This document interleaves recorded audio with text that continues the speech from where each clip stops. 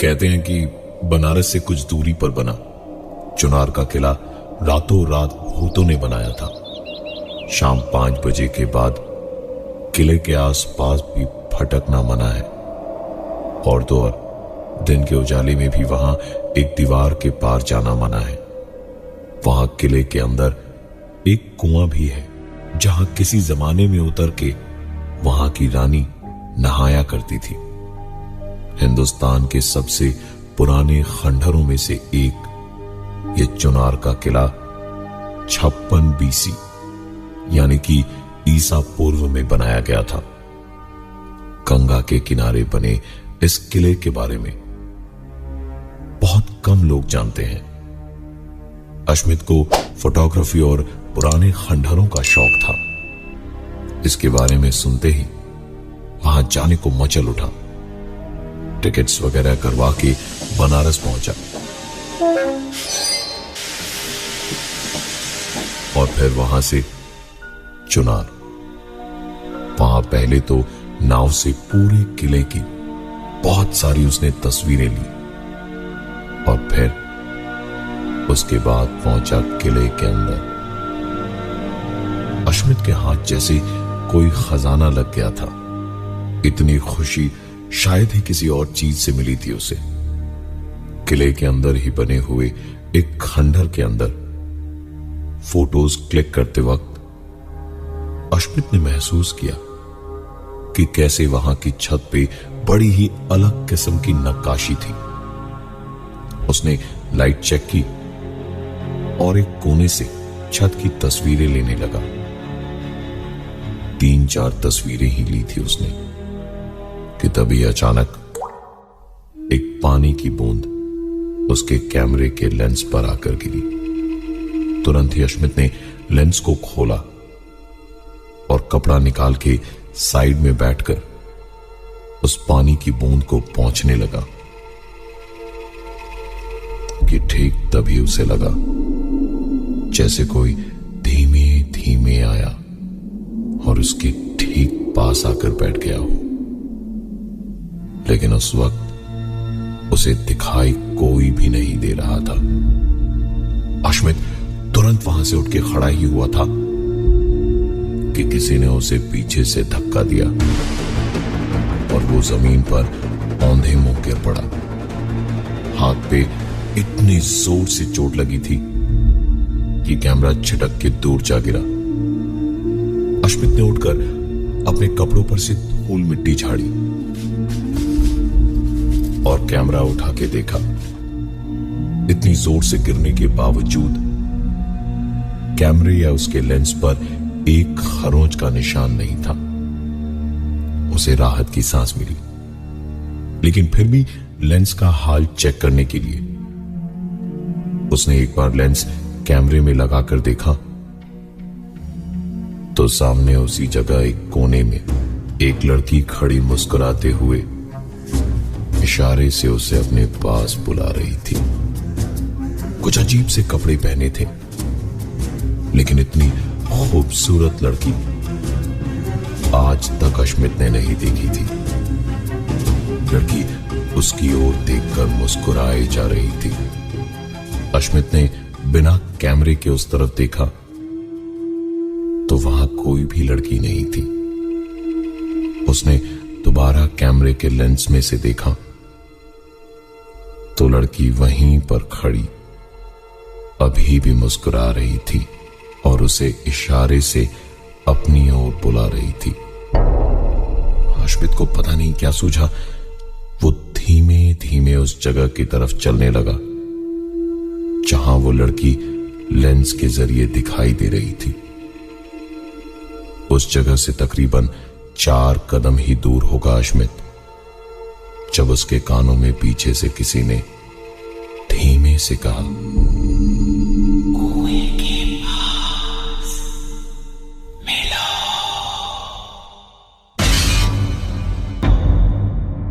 ये चुनार के किले का वही कुआं था जिसके बारे में लोग कहते हैं कि किसी जमाने में रानी उसमें उतर के नहाती थी और दासियां और सिपाही उस कुएं को घेर कर खड़े रहते थे। कुएं के पास की मिट्टी का रंग थोड़ा अलग था, बिल्कुल लाल। अश्मित जब उस कुएं की तरफ बढ़ने लगा तो कुएं से कुछ 50 कदम दूर रहा होगा, जब अचानक कानों में हवा की आवाज बहुत ज्यादा तेज होने लगी। अश्मित ने एक कदम आगे रखा तो एक आवाज आई। अश्मित ने एक और कदम आगे बढ़ाया।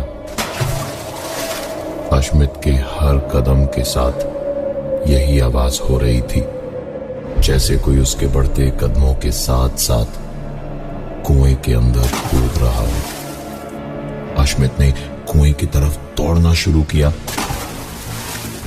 तो कदमों की रफ्तार के साथ साथ पानी की आवाज भी तेज होती गई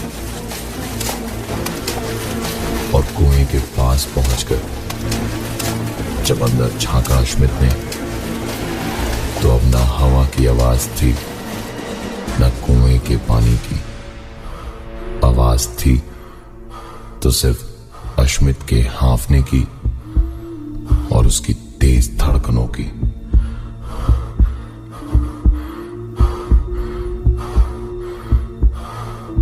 कुएं का पानी इतना शांत था जैसे जमानों से उसमें कुछ गिरना तो दूर, शायद हवा ने भी छुआ नहीं था उस पानी को।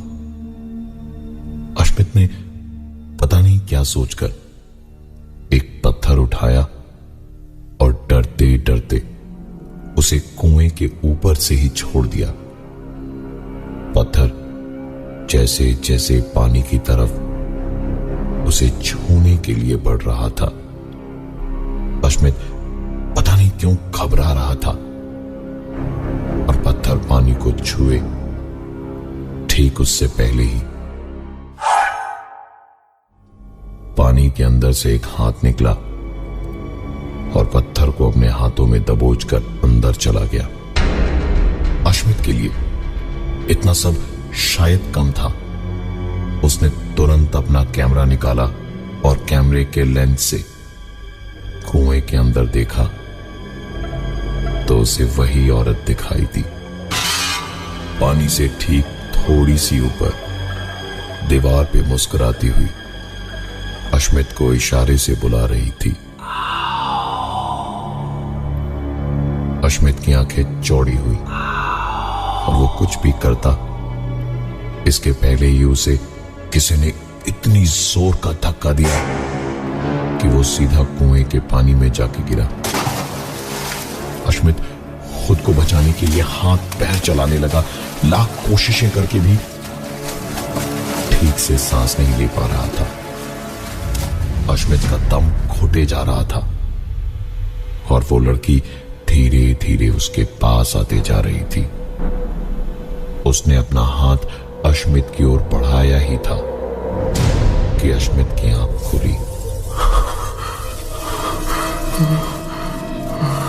आंख खोलने के बाद उसने देखा कि वो कुएं के अंदर नहीं, उसी खंडहर के कमरे में पड़ा हुआ था जहां पहली बार उसे किसी ने पीछे से बहुत जोर का धक्का दिया था।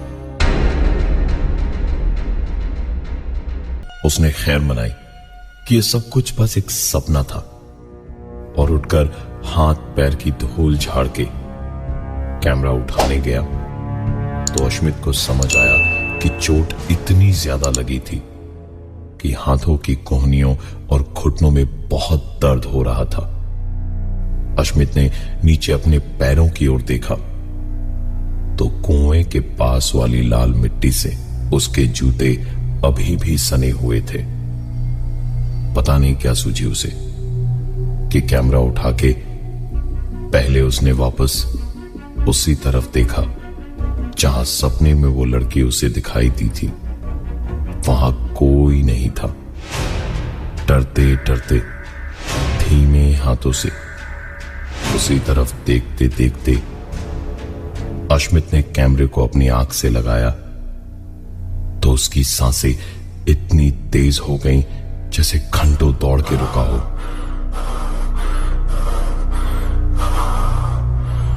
वहां सचमुच वही लड़की दिखाई दे रही थी जो शायद उसके सपने में उसे दिखाई दी थी।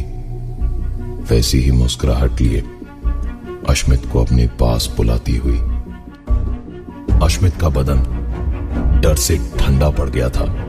उसे पता था कि उसे करना क्या है। सपने में उसने अपने कदम उस लड़की की तरफ बढ़ाए थे, लेकिन इस बार कदम उसने पीछे खींचे और तेज कदमों के साथ वहां से निकल गया। जैसे जैसे अश्मित के कदम वहां से बाहर जाने को हो रहे थे,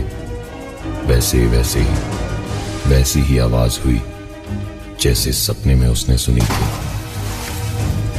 तभी सपने में हुए हादसे को याद करके अचानक ही अश्मित रुक गया। उसने देखा कि 2-3 लोग इधर उधर से बातें करते हुए किले को देखते हुए कुएं की तरफ जा रहे थे।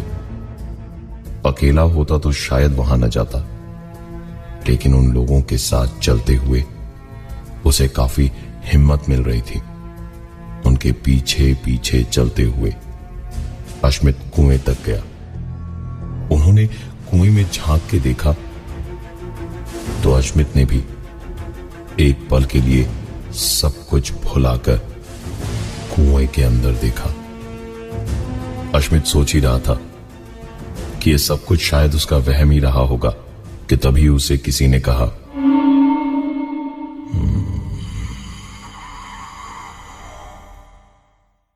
वो तुम्हें बुला रही है, जाओ जाओ उसके पास जाओ। अश्मित ने पलट के देखा। वो जिनके साथ चलता चलता हुआ यहां तक आया था, उन सब ने पुराने जमाने के राजा महाराजा वाले कपड़े पहने हुए थे। अश्मित को अब सिर्फ बचना था। जिंदा रहने का ख्याल ही उसे बार बार आ रहा था। वहां से इतनी तेजी से वो भागा और भागते भागते उसे ऐसा लग रहा था जैसे उसके पीछे कई लोग घोड़ों पे उसका पीछा कर रहे हों। अश्मित जितना हो सके उतना तेज भागे जा रहा था।